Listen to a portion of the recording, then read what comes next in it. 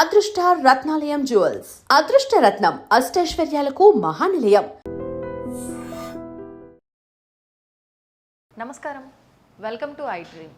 ధర్మ మార్గం విత్ విజిత కార్యక్రమానికి స్వాగతం.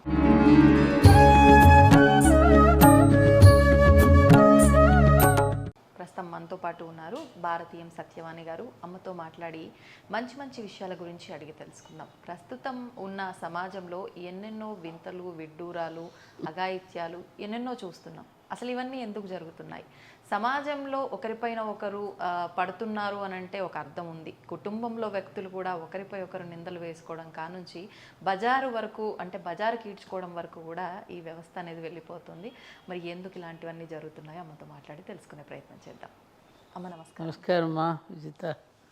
చాలా రోజుల నుంచి అడుగుతున్నావు, నాకేమో ఇంకా ఈరోజు పాపం నేను నిరాశపరచడం ఇష్టం లేక కొంచెం గొంతు ఇదిగా ఉంది, క్షమించు. అయ్యో వద్దమ్మా, పర్వాలేదు. బాగాలేకపోయినా మీరు నాకు సమయం ఇచ్చారు, సంతోషం. థ్యాంక్ యూ రాజు.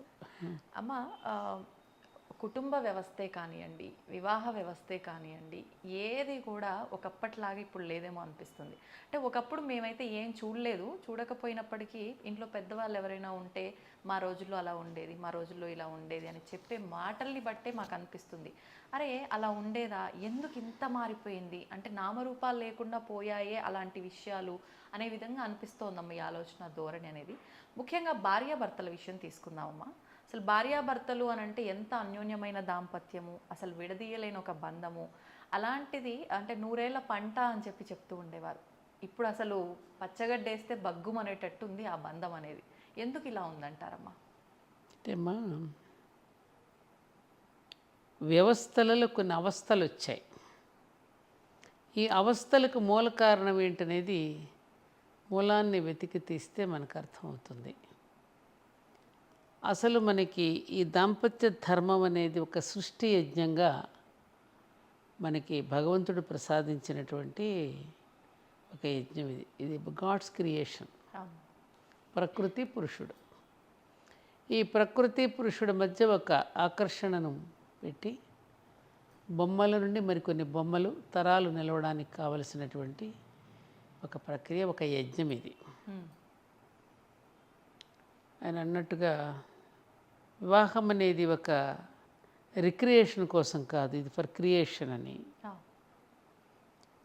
ఆ మ్యాన్ అండ్ ఉమెన్ మధ్య ఉండేటటువంటి ఈ లింక్ అనేది కేవలం అది భౌతికమైనటువంటిది కాదు, అది మానసికపరమైనది, ఆత్మపరమైనది. Highly spiritual link between heaven and earth అంటారు. అలాంటి స్థితి నుండి మనం రోజు రోజుకి కొంచెం దిగజారుడుతనం వచ్చేసింది. దానికి కారణం ఏమిటి? ఇది యోగ భూమి, ఇది భోగభూమి కాదు. కేవలం దాంపత్య ధర్మం అనేటటువంటిది సంతాన ఇచ్ఛ కోసం, సంతానం కోసం అనేటటువంటిది. ఆ యజ్ఞ నిర్వహణ నుండి వచ్చేటటువంటి సత్సంతానమే. ఆ యజ్ఞ ఫలం ఏమిటి? సత్సంతానం. కేవలం దానికోసమనే ఈ యజ్ఞం నిర్వహించడం అనేటువంటి మన పూర్వీకులు మనకు చెప్పినటువంటి ఇది పద్ధతి. సో రాను రానది మైల పడిపోయింది. ఇప్పుడు జంతువులు ఉన్నాయనుకోమా, దాని ఋతుధర్మం ప్రకారం అవి సంతానాన్ని కంటాయి. వాటికి కొన్ని ఉన్నాయి, అది ప్రకృతి వాటికి ప్రసాదించింది, అది మనకు తెలియదు. అది సరే, తర్వాత మనం ఆధునిక పోకడలు వల్ల, నీకు గుర్తుందో లేదో, మా అందరికీ తెలుసు, పల్లెటూళ్ళలో మంచాలు అసలు ఎక్కడుండేవి తెలిసేది కాదు. గోడ కానించుండే, రాత్రిపూట పడుకున్నాక మళ్ళీ గోడకి ఎత్తేసేవారు, బయటకు కనిపించేది కాదు. మన తల్లిదండ్రులు ఎక్కడుండేవారు కూడా మనకు తెలియదు. అవునమ్మా. అలాంటి దృశ్యం ఒక ఇంటిని ఒక ఒక ఒక ఒక ఎలాంటి పిల్లవాళ్ళకి, పెరుగుతున్న పిల్లలకి ఎటువంటి దృశ్యాన్ని చూపించాలి, ఆ ఇంటి వాతావరణం ఎలా ఉండాలనే దానికి దృశ్య సంస్కారం, శ్రవణ సంస్కారం అని 2 ఉన్నాయి.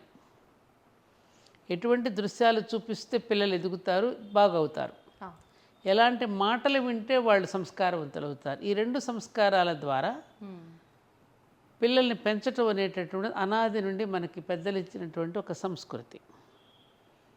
అది ఎప్పుడైతే గాడి తప్పిందో, పాశ్చాత్యీకరణ చెందిందో, అప్పటి నుంచి మనం దారి తప్పాం.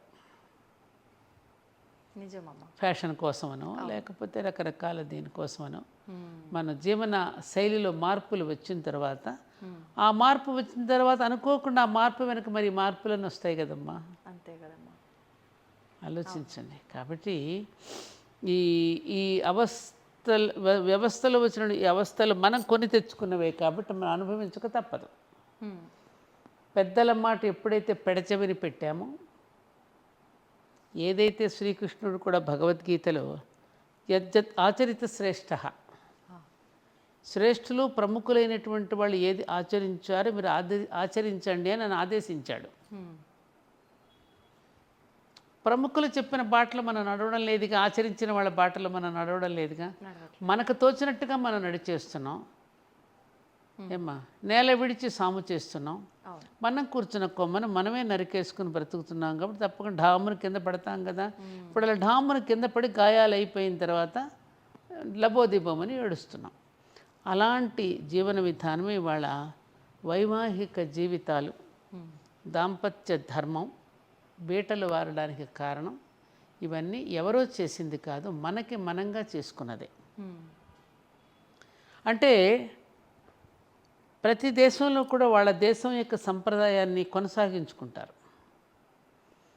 మనం మాత్రం మనది వదిలేసి వేరే దాన్ని అద్దెకు తెచ్చుకోవటం లేకపోతే వేరే దాన్ని అనుసరించడం అనే ఒక బలహీనత భారతీయుల్లో బాగా నాటుకుపోయింది.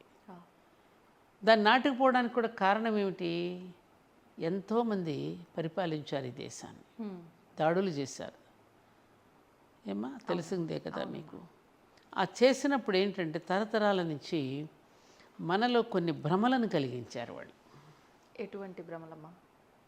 మన పురాణాలు, మన ఇతిహాసాలు, మన వేదాలు, మన జీవన విధానం ఇదంతా బుల్షిట్. ఇవన్నీ అబద్ధపు రాతలు, అబద్ధాల కోతలు అన్నట్టుగా వాళ్ళు మాట్లాడేస్తే మీ రాముడు అట్లా, మీ సీత ఇట్లా, మన గ్రంథాలను కూడా ఇంటర్ప్రిటేషన్స్లో మార్చేసి రాశారు వాళ్ళు. అసలు సత్యాన్ని దాచేసి వాళ్ళ సొంత వాక్యాలు అందులో ప్రక్షిప్తాలు చేర్చి మార్చినటువంటి పాఠాలే మనకు చెప్పి దానిలో అందరికీ ఒక సందేహం వచ్చేటట్టు చేసి, అవునా కృష్ణుడు అలాంటి వాడా, ఓ రాముడు ఇలాంటి వాడా, అది రాముడు అలాంటప్పుడు దేవుడు ఎలా అవుతాడు, ఇట్లాంటి క్వశ్చన్స్ మనకు వచ్చి మనలో మనకి భ్రమలు కలిగించేటట్టు చేశారు. అది వాళ్ళే రాశారు పుస్తకాల్లో. భారతీయుల్ని ఎలా జయించాలో తెలియక మేము ఎటువంటివి ప్రవేశపెట్టామని బేబింగ్టన్ మెకాలే లాంటి వాడు కూడా చెప్పేశాడు కదా పార్లమెంట్లో. భారతీయులంతా విలువలతో జీవిస్తూ ఉంటారు. ఆ విలువలతో జీవించే వాళ్ళని జయించడం చాలా కష్టం కదా. మరి వాళ్ళని జయించాలంటే ఎలాంటి బలహీనతలు వాళ్ళలో చేర్చాలని నేను ప్లాన్ చేశాను. ప్లాన్ చేసి వాళ్ళకి వాళ్ళ సంస్కృత భాషను దూరం చేసేసాను. వాళ్ళకి వాళ్ళ శతక పద్యాలు లేకుండా చేశాను. వాళ్ళ నైతిక శాస్త్రాన్ని తీసి పారేశాను పాఠశాలల నుంచి. మన విధానాన్ని ప్రవేశపెట్టేశాను. అమ్మకు బదులు మమ్మీని చేసేసాను. అంతే కదా. మమ్మీ అంటే జీవోత్సవం, అమ్మలను జీవోత్సవాలను చేసేసాను. డాడ్ చచ్చిపోయాడు. అలాగే గురువులు కూడా అంతే. అన్ని చోట్ల నేను ఏదైతే చేశానో, ఏది ఇంజెక్ట్ చేశానో భారతీయుల మెదడులో అది కొనసాగుతూ వస్తాను. నేను జయించాను అన్నాడు. అదేమన్నా మనం మార్చుకున్నామా అమ్మ? మార్చుకున్నావా? మార్చుకునే ప్రయత్నం చేశామా? లేదు. వాడు వెళ్ళిపోయిన తర్వాత ఆ కళంకాన్ని ఏమైనా తుడిచిపెట్టుకున్నామా? మన 26వ తారీఖున గణతంత్ర దినోత్సవం వస్తే నాకు ఎందుకునే వెళ్ళి జెండా కూడా ఎగరేయాలని అనిపించలే. నాకు బాధేసింది. ఆకాసేపు భారత్ మాతాకి జై అంటాం కదా, ఫార్మాలిటీగా ఏదో ఒక క్రతువునకు తంతులాగా చేసేస్తున్నాను తప్ప. మరి ఆ తర్వాత స్వాతంత్రం వచ్చి 77 సంవత్సరాలు అయ్యింది. మరి అప్పుడున్నటువంటి ఎజెండా ఏమైపోయింది? ఆ ఎజెండా ఒక్కటే అందరం కనుక అనుసరిస్తే బాగుండేది కదా. మరి ఇన్ని జెండాలు ఎందుకు వచ్చాయి మనకి? ఇన్ని జెండాలు ఎందుకు? ఆ ఒక్క ఎజెండానే అందరికీ ఉన్నప్పుడు ఎక్కడొచ్చింది మార్పు? మనలోనే ఐకమత్యం లేదు కాబట్టి ఐకమత్యం లేకపోవడమే కదా, మన ఆలోచన విధానంలో ధర్మం వెంటపడిన ఈ జాతి ధనం వెంటపడింది. అవును.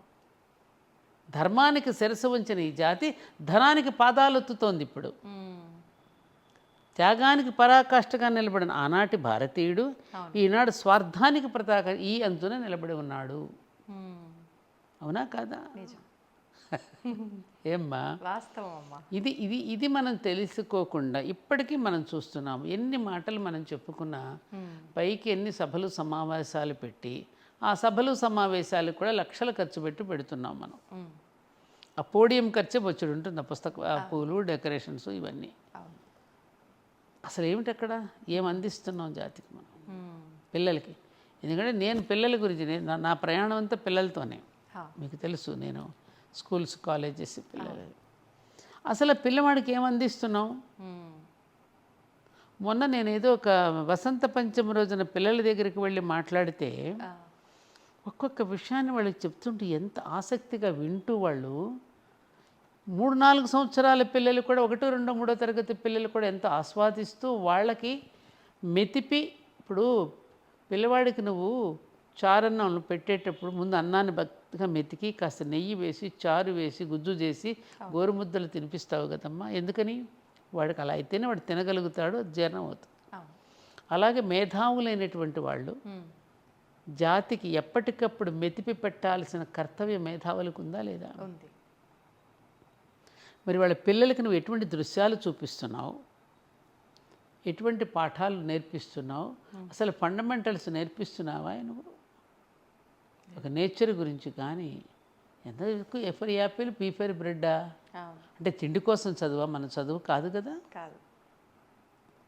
అందుకని తిండి కోసం చదువు అనేటటువంటి ధోరణి వచ్చేసరికి ఈ చదువు ఉద్యోగం కోసం అని వెంపర్లాడుతున్నాడు. ఉద్యోగం డబ్బు కోసం, ఆ డబ్బు సుఖాల కోసం అనే దీనిలో పరిగెడుతున్నాడు. అడుగులేని సంచిలాగా మారుతున్నాడు తప్ప జీవితాన్ని అర్థవంతంగా మలుచుకోగలుగుతున్నాడా? లేదు. కారణం ఎవరు అని మనం ప్రశ్న వేసుకుంటే అందరం దీనిలో బాధ్యులమే. అందరం బాధ్యులమే కదా. అమ్మ కొంతమంది చేస్తే సరిపోతుందా అని అనుకుంటాం. కొంతమందిని కొన్ని అడుగులు వేస్తే మిగతా జాతి నడుస్తుండగా ప్రయత్నాలు జరుగుతున్నాయి. ఆ జరుగుతున్న ప్రయత్నానికి ప్రభుత్వాలు కూడా దోహదం చేసి అటువంటి ప్రయత్నాలు చేస్తున్న వాళ్ళని కూర్చోబెట్టి మాట్లాడి, మాకు కూడా పరిపాలన చాలా సులభంగా ఉంటుందయ్యా మీరందరూ సహకరిస్తే, మీరు ఆశయంతో చక్కగా ఇట్లా పిల్లలకి ఇట్లా చెప్తూ ఉన్నారు కాబట్టి మా సహకారం ఏం కావాలి మీకని వాళ్ళని కూర్చోబెట్టి మాట్లాడిన దాఖలాలు ఎక్కడైనా ఉన్నాయా అమ్మా? లేదు. ఇందాక మీరు అన్నట్లు మీరు చూసారా? లేదమ్మా. అంటే ప్రతి ఒక్కటి పేరు, పలుకుబడి, డబ్బు, ఇంకా అవి ఉంటే మనం చేసే నడవమేమో అనే దగ్గర కూడా ఆగిపోయే వాళ్ళు ఉన్నారేమో అనిపిస్తుంది. ఉంది కదా, చూస్తున్నాం కదా మనం. మరి ఒకప్పుడు మరి స్వతంత్ర సంగ్రామంలో ఆ రోజున భారతదేశాన్ని మనం స్వతంత్రంగా పరిపాలించుకోవడానికి ఎంతోమంది ఎన్నో రకాల కృషి చేశారు కదమ్మా. చేసిన వాళ్ళు కొంతమంది పాలనలోకి వెళ్ళారు, కొంతమంది సేవా దృక్పథంలోకి వెళ్ళిపోయారు. ఆ సేవా దృక్పథంలో పనిచేసిన వాళ్ళని ప్రభుత్వాలు దగ్గరకు తీసి వాళ్ళకి బాధ్యతలు అప్పగించి సమాజాన్ని మనం అనుకున్న సమాజంగా తీర్చిదిద్దడానికి ప్రయత్నం జరిగిందా? వెంటనే ఆపగా జురుకోవడం మొదలెట్టారు. స్వాతంత్రం వచ్చేసింది, చతికి పడిపోయారు, అయిపోయింది అనుకున్నారు, ఎవరికి వాళ్ళు తినడం మొదలెట్టారు. సిగ్గేయడల్లా మనకి? నా పుణ్యభూమి నా దేశం నమో నమామి అని పాడుకోవడానికి సిగ్గేయటల్లా మనకి? పుణ్యదేశమే. నాకు బాధ అనిపిస్తుంది. చిన్నప్పుడు మాకు ఎందుకబ్బా చిన్నప్పుడు ఈ భారత భూమిని గురించి ఇంతగా పొగిడి ఎందుకు చెప్పారా మనకి? మనం కూడా హాయిగా అందరితో పాటు బతికేసి ఉంటే బాగుండేది కదా అని అనిపిస్తుంది. అప్పుడప్పుడు బాధ అనిపిస్తుంది. అంటే ఇంత తెలిసిన మీకే అంటే ఒక్కొక్కసారి ఇలాంటి ఆలోచన వస్తుంది అని అంటే మిగతా వాళ్ళ పరిస్థితి ఇంకా చెప్పక్కర్లేదమ్మా. ఆటోమేటిక్గా సమాజానికి తగ్గట్టుగా మారిపోతున్నారు. అంతే కదా? అంతే కదమ్మా. కాదు విజిత, పిల్లలకి మనం ఎవరిని రోల్ మోడల్స్గా చూపిస్తున్నామమ్మా? ముందు అసలు ఫస్ట్ తల్లిదండ్రులు రోల్ మోడల్స్ కదా. వాళ్ళు సమాజం మమ్మల్ని గౌరవించదేమో మనం సంపాదించకపోతే అని ఇద్దరు బయటికి పరిగెత్తి సంపాదిస్తున్నారు. ఈఎంఐలు అంటూ నానా రకాలు. నిన్న కూడా ఎవరో ఒకరు వచ్చి ఒకటే ఏడుపు నా దగ్గర. ఈ ఈఎంఐలు కట్టలేక నానా రకాల బాధలు పడి ఫైనాన్షియల్గా మోసపోయి నానా ఇబ్బందులు పడుతున్నామని ఒకటే ఏడుపు. అది ముందు తెలియదా మరి? ఇద్దరం పరిగెత్తి సంపాదించాలి, మనం సంపాదించకపోతే మమ్మల్ని గౌరవించరేమో అనేటటువంటి ఒక ఏమంటారు ఒక న్యూనతాభావానికి ఎందుకు లోనవుతున్నాం మనం? ఉన్నదానితో తృప్తిగా ఎందుకు బ్రతకలేకపోతున్నాం? విలువ లేదు కదమ్మా సమాజంలో అలా ఉంటే. అటువంటి విలువ ఎందుకమ్మా మనకి? అసలు వాడు ఇచ్చే విలువ ఏంటమ్మా? నీకు నీకు డబ్బులు చూసి నువ్వు వేసుకునే బట్టలను బట్టి, నువ్వు చేసుకునే నగలను గురించి, నువ్వు తిరిగే కారును బట్టి నీకు గౌరవిస్తే ఆ గౌరవం ఒక గౌరవం అమ్మా? నీ వ్యక్తిత్వం కదా. వాస్తవం. ఏమ్మా, ఎంతమంది మహానుభావులట కొల్లాయిగడ్డు కట్టుకున్న గాంధీ గారిని గౌరవించలేదమ్మా? వినోబాబాజీ అని ఆ భూదాన ఉద్యమం ఆయన గౌరవించలేదమ్మా? లాల్ బహదూర్ శాస్త్రి ₹1 కూడా తీసుకుని ఇంటికి వెళ్ళాడు. ఆయన ఇప్పటికీ మనకు పూజ చేసుకుంటున్నామే. మన వ్యక్తిత్వం అమ్మా. నువ్వు గౌరవిస్తే ఎంత, నువ్వు గౌరవించకపోతే ఎట్లా? ఈశ్వర్ చంద్ర విద్యాసాగర్ పేరు వినే ఉంటావు కదా. ఆయన కూడా ఇట్లాగే పాపం కూలి మోసాడు, ఆయన పెట్టెలు మోసాడు. ఆయన కూలివాడికి ఆయన ఒక రోజున ఇట్లాగ ఒక షావుకారు భోజనానికి పిలిస్తే ఆయన మంచి బట్టలు వేసుకురాలని భోజనం నుంచి పంపించేశారు బయట. ఎవరు పొమ్మన్నాడు. ఓహో, నేను సరిగ్గా ఇలాంటి బట్టలు వేసుకోలేదు కాబట్టి నన్ను గౌరవించలేదా అని ఎక్కడో ఒక అద్దెకు తీసుకుని ఒక కోటు బూటు తెచ్చుకుని కూర్చున్నట్ట భోజనానికి. కూర్చొని భోజనం చేస్తే అప్పుడు రానిచ్చారు. వెళ్ళి ఆయన ఏం చేస్తున్నారు, విస్తరలో అన్నం వడ్డించిన తర్వాత ఆ భోజనాన్ని బూటుకు చూపిస్తూ, బూటు నువ్వు తిను, కోటు నువ్వు తిను, కోటుకు తిని పెడుతున్నట్టు అన్న. ఆ పిలిచిన యజమాని వచ్చి, సార్ ఏంటిది ఏంటి? అవునయ్యా, మరి ఈ సూటుని బూటుని చూసే కదా మీరు గౌరవించారు, అందుకని సూటుకి బూటుకి అన్నం పెడుతున్నా, నన్ను కాదు కదా మీరు గౌరవించింది. సిగ్గుపడ్డాట. అలా బుద్ధి చెప్పడం కూడా రావాలేమో అమ్మ, పరిస్థితి రావాలిగా, మరి రావాలి కదమ్మా. ఆ గౌరవం ఎంతసేపు నిలుస్తుంది నీకు? ఈ గౌరవించిన వాడే రేపు వెనకమాల నిన్ను తిట్టుకుంటాడుగా. అంతేగా కదమ్మా. అది ఆ కృత్రిమమైనటువంటి ఆ గౌరవం పొందడం కోసం మనం ఎందుకు తప్పు చేయాలి? మళ్ళీ చేసిన తప్పుకు మళ్ళీ ఎంత శిక్ష అనుభవించాలి మనం? ఆ కర్మను మళ్ళీ మనం అనుభవించాలి కదా. అంటే ఎవరు ఈ కర్మ అనేది ఉంది అనేది నమ్మట్లేరమ్మా. ఆ తర్వాత సంగతి తర్వాత ఇలా ఉంటే తర్వాత చూసుకుందాంలే, వచ్చినప్పుడు అది ఎత్తుకుంటాడు. ఎవరు చూశాడు కర్మను అనుభవించి వచ్చే ఎవడైనా చెప్పాడు? చెప్పుకోలేక ఏడుస్తున్నారు. ఎందుకమ్మా ఇవాళ సంపాదించుకున్న పిల్లలు చాలరామా? ఆ పిల్లలే మనకు శత్రువులుగా మారుతారు. ఆ పిల్లలే వ్యసనాలు బారిపడతారు. ఆ పిల్లలే నువ్వు సంపాదించిన సంపద నాశనం చేసి వాళ్ళు చెడిపోయి నిన్ను వీధిన పడేసినప్పుడు ఏమవుతుంది? అప్పుడు చూస్తున్నాం కదమ్మా అలాంటివన్నీ. వాళ్ళు చూస్తున్నాం. చిన్నప్పటి నుంచే మనం రకరకాల కారుల్లో వాళ్ళని స్కూల్స్కి పంపించేస్తున్నాం. వాళ్ళకి కావాల్సినవన్నీ ఇచ్చేస్తున్నాం మనం. వాడికి ఇంకేంటో తెలియడం లేదు. వాడికి ఇంకేం కావాలో వాడికి తెలియదు. ఇంకేదో కావాలి ఆ మత్తులో పడిపోయి ఏదో ఒక సుఖానుభవం కోసం వాడు అరువులు చేస్తున్నాడు కదా. కాబట్టి ఇవన్నీ మనం తెచ్చుకున్నవే. నువ్వు అన్నట్టు వివాహం అనే అక్కడే అనుకుంటాం మొదలై మనకి ఇలా వచ్చాం. ఒకరికొకరు అర్థం ప్రతి ఒక్కరికి ఉంటుంది. అది ఎవరూ తక్కువ కాదు ఈ విషయంలో. ఎందుకంటే మనకి వివాహాలు అనేక రకాలు ఉన్నాయి. స్వయంవరం దగ్గర నుంచి మనం ఎన్నో చూసుకున్నాం. పెద్దలు నిర్ణయించిన వివాహాలు, అరేంజ్డ్ మ్యారేజెస్. తల్లిదండ్రులు పిల్లల యొక్క భవిష్యత్తును కోరుకుంటారు కాబట్టి కొన్ని ఎంక్వైరీ చేస్తారు. కొంతమంది ఎంక్వైరీ చేసుకుంటారు. కొంతమంది పెద్దవాళ్ళ మాటలు నమ్మి చేస్తారు. జరుగుతూ ఉంటాయి ఇలాంటివి. అలా జరిగిన తర్వాత కూడా కాపురాలు అలా నిలబెట్టుకుని కష్టాన్ని, దుఃఖాన్ని, అలాగే ఆనందాన్ని అన్నిటినీ సమానంగా చూసుకుని అధిగమించి కాపురాలు నిలబెట్టుకునే వాళ్ళు కొల్లల మంది ఉన్నారు. అది మన ఇండియా యొక్క గొప్పతనం. ఆ ఓర్పు, ఆ నేర్పు, ఆ శృతి కలుపుకుని ఒడుపుగా జీవించటం అనేటటువంటిది ఏమీ చదువుకోకపోయినా, అక్షరజ్ఞానం లేకపోయినా మహిళలందరూ ఆ విధంగా జరుపుకుంటూనే వచ్చారు. కాదంటావా? నీ అమ్మమ్మ, నాన్నమ్మ వాళ్ళందరినీ ఒకసారి అడిగి చూడు. వాళ్ళు కష్టాలు పడలేదా? పడ్డారు. ఏమ్మా, ఆ కష్టాన్ని ఎప్పుడైనా కష్టం అని చెప్పుకున్నారా వాళ్ళు? అరే నా బిడ్డల కోసం అండి ఇది, ఎవరి కోసం పడ్డా నేను ఇది అని అంటారు తప్ప మేము కష్టాలు పడ్డామని చెప్పుకోరేవాళ్ళు. నన్ను కాకపోతే ఆయన ఇంకెవరిని అంటారండి? భార్యాభర్తలు ఇద్దరు దెబ్బలాట్లు మధ్యవర్తి ఎవరైనా పెడితే ఏంటండి నా భార్య మీ ఇద్దరం మాట్లాడుకుంటున్నాం, మీకెందుకు మధ్యలో మీరు బొండు అంటారు. మనం సిగ్గుపడాలి. అలా జరిగాయా లేదా? మరి ఇప్పుడు ఎందుకు ఆ ఓర్పు ఇది పోతోంది? మనసులు పెనవేసుకునేటప్పుడు శరీరాలు పెనవేసుకోవడానికి మనసులు పెనవేసుకోవడానికి చాలా తేడా ఉంది. ఇప్పుడు జరుగుతున్నది మీరు అన్న రెండవది కాసేపు అయిపోతుంది. అదే అందుకని ఒకరినొకరు అర్థం చేసుకుని ఒకరి కష్టంలో ఒకళ్ళు. ఇప్పుడు మనకు అరుంధతి నక్షత్రం ఎందుకు చూపిస్తున్నారు? నేను అందుకే ధర్మపురి క్షేత్రం అరుంధతి ఆలయం కట్టిస్తున్నాను. అందుకే. అవునమ్మా. ఎందుకనంటే అక్కడ చూపిస్తారు, ఎప్పుడో పెళ్ళిళ్ళు అవుతున్నాయి, ఎక్కడో చూస్తారు, వాడికి కనపడదు, చూపించేవాడికి కనపడదు, చూసేవాడికి కనపడదు, ఆవిడ ఎవరో కూడా తెలియదు. అందుకని ప్రతి ఒక్కరు వివాహం చేసుకోముందు, చేసుకున్న తర్వాత మన దగ్గరికి వస్తే మనమే వాళ్ళకి బట్టలు పెట్టి కూర్చోమ్మా, నువ్వు పెళ్లి చేసుకోబోతున్నావు తల్లి, చేసుకున్నావు, లేకపోతే ఇదిగో ఇలా ఉండాలి, ఇది అరుంధతి చేసిన గొప్పతనం అని ఆవిడ గురించి, ఆవిడ చరిత్ర గురించి చెప్పి వాళ్ళకి కాస్త ప్రచోదనం చేయాలని ఒక కౌన్సిలింగ్ సెంటర్లో ఉండాలని నేను ప్రారంభం చేశాను. మంచి ఆలోచన మొదలైందమ్మా. అయింది, ఇక్కడ త్వరలోనే అయిపోతుంది. ఈ రెండింగ్ లోపే మీరు అందరూ రావచ్చు. తప్పకుండా అమ్మా. ఎందుకనంటే అమ్మా, అందుకనే మనకి నామాల్లో లక్ష్మీనారాయణాభ్యాం నమః, ఉమామహేశ్వరాభ్యాం నమః, వాణీ హిరణ్యగర్భాభ్యాం నమః, శచీపురంధరాభ్యాం నమః, అరుంధతి వశిష్ఠాభ్యాం నమః. ఈ దంపతులన్నీ కూడా ఆదర్శ దంపతుల లిస్టులో వీరికి కూడా వస్తుంది. ఆదర్శ ముని దంపతులు వీళ్ళు కదా. అది ఎందుకది ఆయనకి ధైర్యం ఇచ్చింది. ఆయన ఒడ్డును చేర్చి ఆయనకి నేనున్నాననే ధైర్యం. అలాగే ప్రతి భార్య, ప్రతి భర్త కూడా భార్యకు భరోసా భర్త, భర్తకు భరోసా భార్య ఇచ్చి మీ కష్టంలో నేను పాలు పంచుకుంటానండి అని.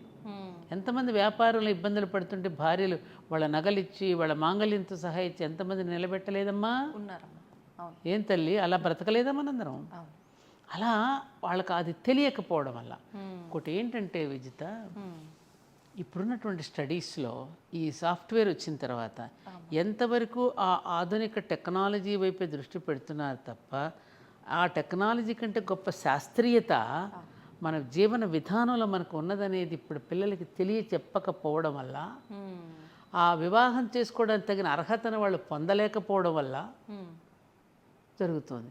ఇప్పుడు మాకు 19 సంవత్సరాల వయసులో మేము అత్తవారింటికి వచ్చాము. పూర్తిగా వాతావరణం భిన్నంగా ఉంటుంది, స్వభావాలు భిన్నంగా ఉంటాయి. అక్కడ ఒక రకంగా పెరిగి వచ్చాం, ఇక్కడికి వచ్చిన తర్వాత వాతావరణం వేరుగా ఉంటుంది. అక్కడదేమో ప్రేమ, ఇక్కడికి వచ్చాక బాధ్యతలను మన భుజస్కంధాల మీద వేసుకునేటప్పుడు కొంత బరువు ఉంటుంది. ఆ బరువుని ఎలా మొయ్యాలో, ఎలా చేయాలనే దానికి మన అమ్మమ్మలు, నాన్నమ్మలు, మేనత్తలు, మేనమామలు ఎవరో ఒకళ్ళు కూర్చోబెట్టి వెన్ను తట్టి చెప్పేవారు. మేము కూడా కాపురానికి కొత్తగా వచ్చినప్పుడు ఇలాగే ఉండేదమ్మా, కొంచెం ఓపిక పెట్టి ఒరుగల్లు పట్టడం జరుగుతుంది అని చెప్పి, భూదేవికి ఎలాంటి ఓర్పు ఉన్నదో దానిని చెప్పి, ఆ కథలు, ఎగ్జాంపుల్స్ చెప్పి కాపురాలు నిలబెట్టారు. లేకపోతే మేము పోయేవాళ్ళం ఆ రోజుల్లో. చెప్పకపోతే నేను చెప్పేది ఏంటంటే, ఆ రకంగా పెద్దవాళ్ళు మాకు ఆ మాటలు చెప్పకపోతే మా జీవితాలు కూడా అంతే కదా. ఆహారపు అలవాట్లు వేరుగా ఉంటాయి, మన అమ్మ ఇంట్లో తినే మన వంటలు వేరుగా ఉంటాయి. అత్తగారింట్లోకి వచ్చి వాళ్ళ అలవాట్ల ప్రకారం వాళ్ళ భోజన పద్ధతులు వాటన్నింటిని లింక్ చేసుకుని అలవాటు పట్టడానికి టైం పడుతుంది కదా. ఇప్పుడు తులసి మొక్క ఉంది అక్కడ, ఆ తులసి మొక్కను అక్కడ నుంచి తీసి నువ్వు కుండీలో పెడతావు. ఆ కుండీలో పెట్టిన తర్వాత అది అప్పుడు వడిలిపోయి ఉంటుంది. ఆ రోజు ఒక 2-3 రోజులకు చక్కగా నిలబడుతుంది. మనం కూడా అంతే, అక్కడ తీసిన మొక్కను తెచ్చి మళ్ళీ ఇక్కడ నాటినప్పుడు ఆ చుట్టూ వాతావరణానికి అలవాటు పడింది నిలబడడానికి కొంత టైం పడుతుంది. కానీ ఆ టైం వరకు మనం కనుక కొంచెం ఓర్పు పడితే నిలబడిపోగలగదు. కానీ ఆ టైం మనం టైం తీసుకునే అంత అవకాశం మనకు ఆ ఓర్పు లేదుగా, ఓర్పు లేదు, అంత సమయము ఇవ్వడం లేదు. తొందరగా అయిపోవాలి, అదే చెప్తున్నాగా. ఇప్పుడు పిల్లలకి నువ్వు ఇన్స్టెంట్గా కావాల్సింది నువ్వు ఇచ్చేస్తున్నావు. అది సంపాదించుకోవడంలో ఆనందాన్ని, ఆ వస్తువు కొనుక్కోవడానికి సంపాదించుకోవాల్సిన ఆనందాన్ని నువ్వు వాడికి అసలు ఇవ్వడం లేదు. అంటే నేనే కష్టాలు పడ్డా, నా పిల్లలకి కష్టం తెలియకుండా అదే అక్కడ ఆ డైలాగ్ వదిలిపెట్టాలి పేరెంట్స్. నేను కష్టపడ్డాను కాబట్టి నా పిల్లలు కష్టపడకుండా పెరగాలనేది చాలా చాలా చాలా తప్పు. విదేశీయులు అలా పెంచరు. విదేశీయులు పిల్లలు చిన్నప్పుడు పెంచుతారు, ఒక్కసారి వదిలేస్తారు, రెక్కలు వస్తే ఎగిరిపోతాడు వాడు. అది వాళ్ళ పెంపకం కరెక్టు. మంచి చెడు చెప్తారు, చిన్నప్పుడు మనకంటే బాగా చూస్తారు, భుజాల మీదే మోస్తారు, ప్రతిదీ చాలా జాగ్రత్తగా చూస్తారు. వాడికి వయసు వచ్చే వరకు చక్కగా వదిలిపెట్టేస్తారు. మనవాళ్ళ మునిమనవరాళ్ళ దాకా ఆలోచించి పెట్టి అసలు మర్చిపోయి ఇది పట్టుకుంటాం. అక్కడ మన దగ్గర మార్పు రావాలి. ఇంకా మనవాడికి ఏం గొలుసు చేయించాలి, గడపలు దాటినప్పుడు ఇంకా మనం ఏం పెట్టాలి, ఈ గందరపు గోళ గోలే తప్ప అసలు పెరుగుతున్న వాడికి అసలు ఏమి ఇవ్వాలి, మనం ఏం చెయ్యాలి, అనేటువంటిది ఎక్కడ ఆలోచిస్తున్నాం మనం లేదమ్మా. కదా. మన ఆలోచనలో మార్పు రావాలి, పిల్లవాడిని కష్టపడనివ్వాలి, కష్టం అంటే వాడికి తెలియాలి. అందుకని పిల్లలకి ఆస్తిపాస్తులు ఇవ్వకూడదు, ఇస్తామని చెప్పొద్దు. సంస్కారమైన ఆస్తి మాత్రమే ఇవ్వండి, ఇవ్వమని చెప్పేయండి ముందే. మనకి ఏం ఆస్తి లేదని చెప్పండి. వచ్చిన సంపద నీది కాదమ్మా, ముందు సమాజానికి, ఈ సమాజం మనకి ఇచ్చింది, ఇది మళ్ళీ తిరిగి సమాజానికి పంచిపెట్టాలనే ధోరణి మనలో ఉన్నప్పుడు మన పిల్లలు కూడా బాగుంటారు. నేను ఇంకొక విషయం చెప్తున్నా, పెళ్ళిళ్ళు కూడా మీరు సింపుల్గా తక్కువ ఖర్చుతో చేయండి. నియర్ అండ్ డియర్ని పిలవండి. చాలామంది చెప్పి నీ ద్వారా కూడా చెప్తున్నా, సింపుల్గా చేయండి. పిల్లలకు ముందే చెప్పండి, మీకు ఇప్పుడు మేము కట్న కానుకలు ఇవ్వడంలా, మీరు 10 సంవత్సరాలు చక్కగా గట్టిగా కాపురం చేసిన తర్వాత ఘనంగా మరొక్కసారి అభినందన సభ పెట్టి మిమ్మల్ని చక్క పల్లకీలు ఊరేగింపుగా తీసుకువచ్చి అందరి మధ్య మీకు అభినందించి అప్పుడు బాగా మంచి భోజనాలు పెట్టి చేస్తాం. అప్పుడు మీకు ఇస్తాం అనుకున్న డబ్బు అప్పుడు ఇస్తాం, సగమే. ఆ తర్వాత మళ్ళీ 20 ఏళ్ళు ఏది రజతోత్సవం చేస్తాం కదా, అప్పుడు ఇవ్వండి. 25 ఏళ్ళు గడుస్తాయి కదా. అలా గనక పిల్లలకి మనం భయం పెట్టకపోతే ఫోటోషూట్లు ఖర్చు ఎంత డబ్బున్నా, లెహంగాలకి ఎంత ఖర్చు పెడుతున్నారమ్మా, మంగళ స్నానాలకి ఎంత ఖర్చు పెడుతున్నారు, ఊరు దాటి ఊరెళ్ళిపోయి అక్కడ పెళ్ళిళ్ళు చేస్తున్నారు. అసలు చెప్పవలసింది చెప్పరు. అసలు అమ్మ ఇప్పుడు 5 రోజుల పెళ్లి అని అంటే అప్పట్లో కూడా 5 రోజులు పెళ్లి చేసేవారని విన్నాము, బ్రహ్మాండంగా చేసేవారు. మరి ఇప్పుడు హల్దీ అని మీరు అన్నట్లు ఆ పెళ్ళిళ్ళు వేరు. అప్పట్లో ఏం జరిగేవమ్మా? అప్పట్లో 5 రోజుల పెళ్ళిళ్ళు అంటే దూరపు నుంచి బంధువులు వచ్చేవారు కదా, రవాణా సౌకర్యాలు ఇంత లేవు కదమ్మా. అవునమ్మా. నెల రోజుల ముందే వచ్చేసేవారు. అతి దగ్గర మేనమామలు, మేనతో రక్త సంబంధీకులు వచ్చేవారు. అప్పుడు ఇవి లేవు కదా మనకి, ఏమంటారు ఇప్పుడు, ఈవెంట్ మేనేజర్స్ ఎక్కడున్నారు? ఈవెంట్ మేనేజర్స్ బంధువులే కదా, వాళ్ళందరూ రావడం, పిండి వంటలని అన్నాలని చేయడం, ఊర్లో గ్రామంలో ఉన్న వాళ్ళందరూ ఒక్కొక్క రోజు ఒక్కొక్కరి ఇంటికి తీసుకువెళ్ళడం, వాళ్ళు కూడా పెళ్లి కూతురునో పెళ్లి కుమారునో చేయటం, సరదాగా ఆటలు పాటలతో సరస సల్లాపాలతో ఆనందంగా జరుపుకునేవారు ఆ రోజుల్లో పెళ్ళి. ఇట్లా కదా, దాంట్లో ఒక రకమైన ఒక ఆత్మీయత, ఒక ఆదరణ, ఒక రసవత్తరంగా ఉండేవి అవి. ఇట్లా ఇవేమి ఇప్పుడు ఈ కల్చర్ ఏమైపోయిందంటే అన్ని రాష్ట్రాల వాళ్ళవి కలగలుపు చేస్తున్నాం మనం. ఇప్పుడు అవన్నీ కలగలిపి విభిన్నంలో చేసుకోవడంలో తప్పని నేను అనడం లేదు, కానీ వాటిని కొంచెం అర్థవంతంగా చేసుకోండి. దీనివల్ల ఏమవుతుంది, మీరు ఇంత ఖరీదు కలిగిన రిటర్న్ గిఫ్ట్స్ ఇస్తున్నాం మనం. మధ్యతరగతి కుటుంబాలు ఉన్నాయి, మేము అనడం లేదండి, మేము అలా చేయకపోతే మేము అనడం లేదు, ముందే చెప్పేస్తున్నారు. అప్పుడు భర్త మీద ఇప్పుడు ఒత్తిడి పట్టుకొస్తుంది, ఏమండి మరి వాళ్ళు చేయకపోతే మనం చేయకపోతే ఏమనుకుంటారు అని. పాపం వీడు అప్పుల పాలవుతాడు, ఎన్నేళ్ళకి తీరుస్తాడు అప్పు? నిత్యం పెట్టే వాటికే సరిపోతుంటాయి, సరిపోతూ ఉంటాయి. ఈ కోరికలు తీర్చడానికి ఎంత? అవును. ఇప్పుడు డైరెక్ట్గా కట్న కానుకలు అడగట్లేదు, కానీ ఈ డిమాండ్స్ అన్నీ ఉన్నాయి కదా. అలా నా చోటే మీరు పెళ్లి చేయాలి, ఇక ఇంత ఖర్చు పెట్టాలి, ఇంత ఘనంగా పెళ్లి చేయాలి, మేమేం అడగం కానీ ఘనంగా పెళ్లి చేయాలి అంటారు. అడగరెందుకు? వాళ్ళకి ముందు వెనకమాల ఏముందో ముందు ఎంక్వైరీ చేసుకుని దిగుతారు, తెలియకుండా చేసుకుంటారు. ఏంటి అలా ఏం లేదు. అలా అమ్మాయిలు అలాగే ఉన్నారు, అమ్మాయిలు కూడా అలాగే ఉన్నారు. అంటే అమ్మాయిలు అలా ఉండడం తప్పని నేను అంట్లా. ఇప్పుడు శక్తి సామర్థ్యాన్ని అవతల యొక్క దీనిని చూసి చేసుకోవటం అనేది కరెక్టే. నీ సెలక్షన్తో నువ్వు చేసుకున్నా కూడా నిలబట్టలేదే, నువ్వే సెలెక్ట్ చేసుకుంటున్నావు, ఫలానా వాడిని వివాహం చేసుకుంటానని అట్లా చేసుకున్నా కూడా నిలవడం లేదుగా. తల్లిదండ్రులు నిర్ణయించిన పెళ్ళిళ్ళు నిలవడం లేదు, నీకు నువ్వు సెలెక్ట్ చేసుకున్నది నిలవడం లేదు, అబ్బాయి కానీ అమ్మాయి కానీ. మరి ఎందుకని ఇక్కడ ఎందుకు తేడా వస్తుంది? ఈ గోస అంతే కదమ్మా. ఈగో ఒకటి. అంటే పెళ్ళి వరకు ఒకరితో ఒకరు ఉండే విధానం వేరు, పెళ్ళి అయిన తర్వాత ఇంకా అంటే ఇప్పుడున్న ఆడపిల్లల పరిస్థితి ఏంటి అని అంటే మొన్నటి వరకు చూపించిన ప్రేమ ఇప్పుడు నాతో చూపించట్లేదు, లేకపోతే మొన్నటి వరకు ఒక గౌరవము, రెస్పెక్ట్, కేరింగ్ ఉండేది, ఒక్కసారి తాళే ఎప్పుడైతే కట్టాడో అప్పటి నుంచి అవన్నీ కనిపించట్లేదు, అప్పుడున్నలా ఇప్పుడు లేడు అనేది ఒక కంపేర్ చేసుకోవడం, అప్పుడు ఇప్పుడు కంపేర్ చేసుకోవడం ఎక్కువైపోయిందమ్మా. దీనివల్ల అంటే పెళ్ళయ్యే వరకు నన్ను మోసం చేసిండు పెళ్లి చేసుకునేదాకా, పెళ్ళయిన తర్వాత నాకు ఆ ప్రేమ వివాహాల్లో జరుగుతున్నాయి, ప్రేమ వివాహాల్లో జరుగుతున్నాయి. అంటే నేను చేసుకుందే ఇలాంటి మనిషి కదా నాకు కావాలి అని చెప్పి ఆ విధానాలన్నీ చూసి. అది ఎప్పుడు ఎలా ఉంటుందమ్మా? ఇప్పుడు ఇక ప్రేమ చేసుకున్నాడు కదా నీకు ఎప్పుడు నీ ఎదురుగుండానే కూర్చుంటాడా? బాధ్యతలు ఉన్నాయి కదా, బాధ్యతలు ఉన్నాయి కదా, ఆ బాధ్యత నిర్వర్తించడమే ప్రేమ అనేది ఏ రూపంలో ఉంటుంది? ఎప్పుడు నీ ఎదురుగా కూర్చుని మాట్లాడితేనే ప్రేమ కాదు కదా. కదమ్మా, ఇద్దరు కలిసి ఒకరికొకరు అర్థం చేసుకుని కొనసాగించడం కదా ప్రేమ. ఎల్లప్పుడు భార్యాభర్త ఎదురుగా కూర్చుంటే నడిచేదేలా? అది ఉండదు కదా. అది అర్థం చేసుకోవాలి అమ్మాయి కానీ అబ్బాయి కానీ. అవును. కానీ అది ఒక ఎర్రవాగు లాంటి స్థితమ్మ. పెళ్ళైన కొత్తలో ఉండేట మోజు నెమ్మదిగా పిల్లలు పుట్టినాక తగ్గుతుంది. ఇద్దరు కాన్సన్ట్రేషన్ బిడ్డల మీద పెరుగుతుంది. ఎప్పుడైతే బిడ్డల మీద పెరుగుతూ ఉంటుందో బాధ్యతలోకి వెళ్ళిపోయిందని ఇవేవి గుర్తురావు. ఇప్పుడు పిల్లలు కూడా వద్దనుకుంటున్నారు కదా. అవును. పిల్లలు వద్దనుకుంటున్నారు. పిల్లల్ని పెంచడమూ ఇష్టపట్టలేదు, పిల్లలకి పాలు ఇవ్వడమూ ఇష్టపట్టలేదు. ఆ అటాచ్మెంట్ అనేది లేకపోవటం వల్ల డిటాచ్మెంట్ పెరుగుతుంది. పరస్పర అనురాగాలు, పరస్పర అనుబంధాలు ఎప్పుడైతే దూరం అయిపోతావో ఇవన్నీ వస్తాయమ్మా. కానీ కృతకమైనటువంటి వాతావరణం, ఒక కృత్రిమమైనటువంటి ప్రేమ అనురాగాలు ఉన్నారు తప్ప ఆ నిజమైనటువంటి హార్దిక సంబంధాలు పోయి ఆర్థిక సంబంధాలు ఎప్పుడైతే వస్తాయో అప్పుడు ఇలాంటి సమస్యలన్నీ వస్తాయి. అమ్మ, ఇంకొకటి కూడా నేను విన్నది ఏంటి అంటే, ప్రతి ఒక్కరు అంటే మూర్ఖంగా మాట్లాడుతున్నారు అనుకోవాలా, లేకపోతే అసలు తెలియక మాట్లాడుతున్నారు అనుకోవాలో తెలీదు. వివాహ వ్యవస్థలు కూడా అంటే ఒక్కొక్క మనం పురాణాల నుంచి తీసుకున్న గాంధర్వ వివాహము అని ఇలా రకరకాల వివాహ వ్యవస్థలు ఉన్నాయి. ఇప్పుడు చూస్తున్న ఈ లివ్ ఇన్ రిలేషన్షిప్ కానివ్వండి, లేదంటే ఈ ప్రేమించి పెళ్లి చేసుకోవడం అనేది అప్పట్లో కూడా అమ్మాయి స్వయంవరం ఇలాంటివి ఉండేది. దాన్ని దీనికి కంపేర్ చేసి అప్పట్లో కూడా అమ్మాయి ఇష్ట ప్రకారంగానే అమ్మాయి 100 మంది మగవాళ్ళని తీసుకొచ్చి పెడితే అమ్మాయి వాళ్ళు ఏదో ఒక పోటీ పెడితే పోటీలో నెగ్గినవాడో లేకపోతే అమ్మాయి చూస్ చేసుకున్నవాడో. మరి ఇప్పుడు మేము చూస్ చేసుకుంటే తప్పేముంది? ఎవరన్నారు? ఇలా పోల్స్తున్నారమ్మా చాలా మంది. ఇది ఎలా తీసుకోవచ్చు అంటారు? చూస్ చేసుకోవడం తప్పని ఎవరంటలేదే. నీ చూసింగ్లో కరెక్ట్గా ఉండాలని చూసా. వాడు జేబు నిండుగా ఉందా, వాడు నన్ను హోటల్కి తీసుకెళ్తున్నాడా లేదా, వాడు నాకు గిఫ్ట్లు ఇస్తున్నాడా లేదా, నువ్వు ఎట్లా చూస్తున్నావు? నీ చూసింగ్ అనేటటువంటి విధానం ఎలాంటి చూసింగ్ ఉంది?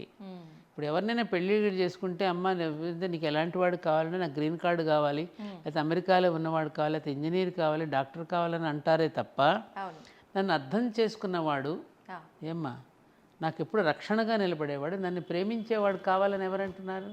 నువ్వు ఎంతవరకు ఒక డాక్టర్గా చూస్తున్నావా, డాక్టర్ మనిషిని చూస్తున్నావా? నువ్వు డాక్టర్ని పెళ్లి చేసుకుంటున్నావా, మనిషిని పెళ్లి చేసుకుంటున్నావా? గ్రీన్ కార్డుని పెళ్లి చేసుకుంటున్నావా? అంటే మన కోరికలలోనే మనకు తెలుస్తోంది కదమ్మా. అందుకని అట్లాంటిది ఉన్నప్పుడు ఆ పైపైన మెరుగులు చూసి నువ్వు ఎప్పుడైతే ప్రేమిస్తావో అది పైపైనే ఉండిపోతుంది. నువ్వు హృదయ అంతర్గతంగా లోపలికి ఎక్కడ వెళ్ళి చూస్తున్నావు? అలాంటి ప్రేమను ఎవరు కాదంటారు? ఇప్పుడు దమయంతి, నల దమయంతులు కానీ మన మన సత్యవతి వీళ్ళ పెళ్లి వివాహాలు కానివ్వండి, మన దుష్యంతుడు శకుంతల వివాహం ఒక హెచ్చరిక చేశారుగా. ఏ సాక్ష్యమో లేకుండా పెళ్లి చేసుకుంటే ఎంత ప్రమాదం, హెచ్చరికగా మనకు నలదమ్మ మన శకుంతల దుష్యంతుడి వివాహం మనకు తెలియజేస్తుంది వివాహాలు. కాబట్టి నువ్వు ఎక్కడ దేనిని చూసి నువ్వు చేసుకుంటున్నావు అది కదా అక్కడ చెప్పేది మన వాళ్ళు. కానీ 2 రకాల మనుషులు ఉన్నారు కదమ్మా. గుడ్డిది ప్రేమ, గుడ్డిదంట. దేన్ని చూసి నువ్వు చూసి చేసుకున్నావు. అవును.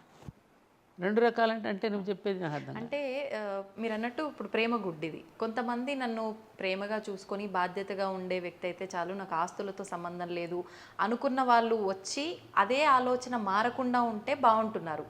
తర్వాత అంటే మీరు ఇందాక అన్నట్టు పోల్చుకోవడము, పక్కోళ్ళని చూసి వాళ్ళు అది కొనుక్కున్నారు నాకు ఇది లేదు అని పోల్చుకుంటే, నువ్వు ఎంచుకున్నప్పుడు నీకు ఇది నచ్చింది, ఇప్పుడు నచ్చట్లేదు, మరి నేను ఏం చెయ్యాలి అనేవాళ్ళు ఒకరు. లేదు ముందే నాకు ఈ ప్రేమ ఇవన్నీ నాకేం కడుపు నింపవు, నాకు మంచిగా రిచ్గా ఉండాలి అనేటట్టు చూస్ చేసుకున్న వాళ్ళు. అప్పుడు అది ప్రేమ అవ్వదుగా. అవ్వదు. అది ప్రేమ అవ్వదుగా. అది ప్రేమ ఎలా అవుతుంది?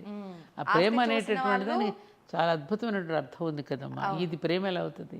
ప్రేమలో త్యాగం ఉంటుందిరా. ఆ త్యాగం ఉంటేనే రియల్ ప్రేమ అవుతుంది కదా. అది లేనప్పుడు అది కేవలం లస్ట్ అంతే. అది తెలుసుకోవాలంతే. ఇప్పుడు నేను చాలామంది నువ్వు చూడు, ఇప్పుడు ఎన్ని చదువుకున్న మనలాంటి వాళ్ళలో ఈ ఆలోచనలు వస్తున్నాయి మీలాంటి.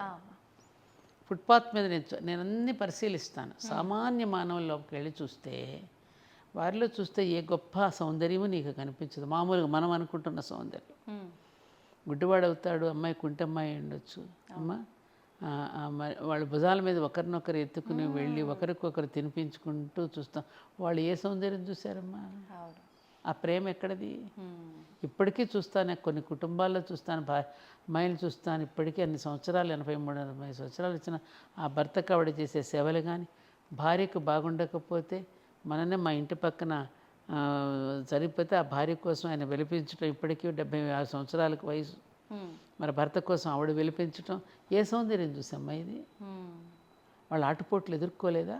ఎదుర్కొన్నారు. ఇది తెలియటం లేదమ్మా. జీవనం వేరు, జీవితం వేరు. పాశ్చాత్యులకి వివాహం అంటే 2 జీవితాల కలయిక కాదు. పాశ్చాత్యులకి వివాహం అంటే 2 శరీరాల కలయిక. భారతీయులకి వివాహం అంటే 2 జీవితాల కలయిక. జీవితానికి కలయికకి దీనికి ఎంత తేడా ఉంది?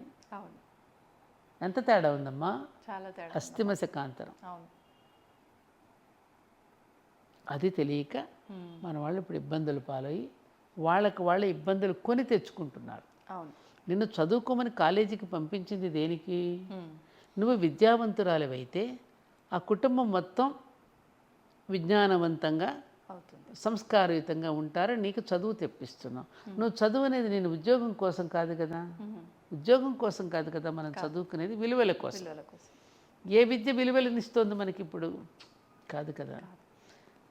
అక్కడ చాలా పెద్ద పప్పులో కాలేసాం మనం. అవును. ఇప్పుడు బాధపడేమి లాభం? ఆడపిల్లలకి చదువుకోవాల్సిందే, మగపిల్లలు చదువుకోవాల్సిందే.